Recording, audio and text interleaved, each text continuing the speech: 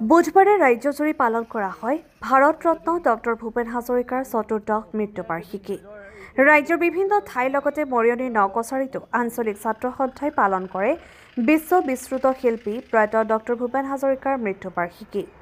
দেবিৰাপাৰ চাৰিআলিস্থিত বিৰলাচিত বৰফুকনৰ প্ৰতিমূৰ্তি প্ৰাংগণত অনুষ্ঠিত কৰে এই শ্ৰদ্ধাঞ্জলি অনুষ্ঠানৰ। মূল বন্তিগছি প্ৰজ্বলন কৰে প্ৰাক্তন ছাত্ৰ নেতা তথা জ্যেষ্ঠ সাংবাদিক চক্ৰসেন গগৈ। ইয়াৰ পাছতে উপস্থিত সকলোৱে একগছিকৈ বন্তি প্ৰজ্বলন কৰে।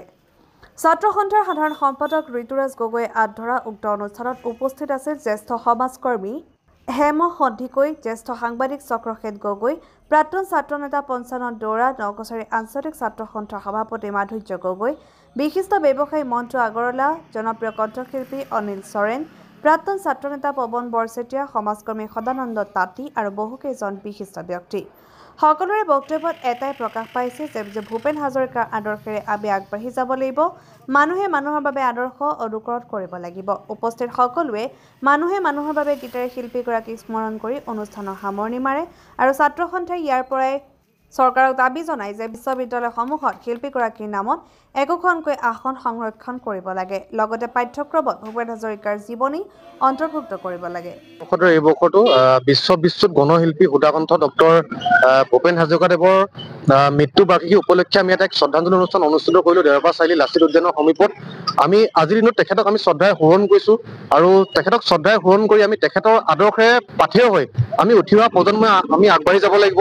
যিহেতু তেখেত এগৰাকী মানৱতাবাদী শিল্পী, গতিকে মানৱতাবাদক প্ৰশ্ৰয় দি তেখেতে মানুহৰ বাবে চিন্তা কৰি যিবোৰ সাৱলীল তেখেতে সৃষ্টি আজি আমাৰ জাতিটোৰ প্ৰতি আগবাঢ়ি গৈছে, গতিকে তেখেতৰ এই সৃষ্টিসমূহ আমি সদায় ধৰি ৰাখিব লাগিব, আমি ধৰি ৰখাৰ প্ৰয়াস কৰিব লাগিব।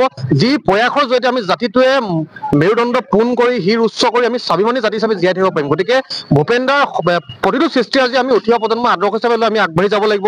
আৰু তাৰ লগে লগে আমি ক'ম যে তেখেতে সদায় যেতিয়া জাতিটোৰ প্ৰতি দুৰ্যোগ নামি আহে, যেতিয়া জাতিটোৰ প্ৰতি অমানিশা নামি আহে, তেতিয়াই তেখেতৰ এই সাৱলীল আদৰ্শ আজি, তেখেতৰ এই সাৱলীল সৃষ্টি আজি জৰিয়তে আচলতে জাতিটোক তেখেতে সাহস দি আহিছে। গতিকে যি সাহসৰ জৰিয়তে আমি এটা কথা পণ ল'ব পাৰিম, এটা কথা আমি বাৰ্তা প্ৰেৰণ কৰিম যে আমাৰ মাজত থকা কোনো অপশক্তিয়ে কিন্তু আমাৰ এই জাতিটোৰ প্ৰতি যি অমানিশা যি আচলতে তেখেতলোকে চেষ্টা কৰি থাকিব পাৰে, কিন্তু কেতিয়াও আমাৰ মাজত থকা প্ৰতিটো জাতি জনগোষ্ঠীৰ মাজত থকা যি সাতাম পৰীক্ষা, যি এনাজৰী, যি একতা, যি এনাজৰী যে আমাৰ অধিক টনকাল যে হ'ব, তাৰ লগে লগে কোনেও কিন্তু এনাজৰী কিন্তু কটকটীয়া কৰাৰ লগতে আচলতে কোনেও কোনো অপশক্তিয়ে এই এনাজৰী কিন্তু ভাঙি দস্তচ কৰিব নোৱাৰে। গতিকে ভূপেন দাৰ আদৰ্শ আমি বাদ বুলিব লাগিব আৰু তাৰ লগে লগে আমি ৰজাঘৰৰ প্ৰতি প্ৰত্যেক বৰ্ষতে কিছুমান আচলতে আমি আহ্বান জনাওঁ, কিন্তু আজি পৰ্যন্ত তেওঁলোকে কিছুমান কথা আচলতে গুৰুত্ব প্ৰদান কৰা নাই। গতিকে আমি ক'ব লাগিব যে আমি কৈছোঁ যে গুৱাহাটী বিশ্ববিদ্যালয়, ডিব্ৰুগড় বিশ্ববিদ্যালয়ত ভূপেন দাৰ নামত একোখনকৈ আসন সংৰক্ষণ হ'ব লাগে। তাৰ লগে লগে বিদ্যালয় পৰ্যায়ৰ পৰা বিশ্ববিদ্যালয় পৰ্যায়ত যাতে আমাৰ প্ৰতিজন প্ৰতিগৰাকী ছাত্ৰ ছাত্ৰী যাতে তেখেতৰ যি সৃষ্টি আজি, তেখেতৰ যি আচলতে আদৰ্শ আজি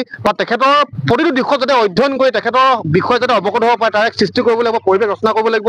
গতিকে চৰকাৰলৈ এটা আমাৰ আহ্বান যে তেখেতলোকে ভূপেন দাৰ সৃষ্টি আজিসমূহ যাতে আমাৰ পাঠ্যপুথিত বিদ্যালয় পৰ্যায়ৰ পৰা বিশ্ববিদ্যালয় পৰ্যায়ত অন্তৰ্ভুক্ত কৰি তাৰ ব্যৱস্থা গ্ৰহণ কৰে, তাৰ প্ৰতি আমি চৰকাৰলৈ আহ্বান জনাইছোঁ। আৰু তাৰ লগে লগে তেখেতৰ যিসমূহ আচলতে আমাৰ তেখেতৰ স্মৃতি ধৰি ৰখাৰ বাবে আমাৰ আচলতে প্ৰতিজন ৰাইজৰ যি কৰণীয়, সেয়া আচলতে আমি সদায় কৰি যাবলৈ সকলোকে আমি আহ্বান জনাইছোঁ। আৰু এটা কথা নিশ্চিত যে ভূপেন দাৰ আদৰ্শ যেতিয়ালৈকে অসমত ব্ৰহ্মপুত্ৰ নদী বৈ থাকিব, তেতিয়ালৈকে তেখেতৰ আদৰ্শ চিৰ প্ৰৱাহমান হৈ থাকিব।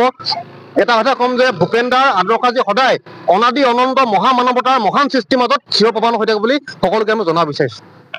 মৰিয়নিৰ পৰা সূৰ্য দাসৰ ৰিপৰ্ট, এডি এক্সপ্ৰেছ।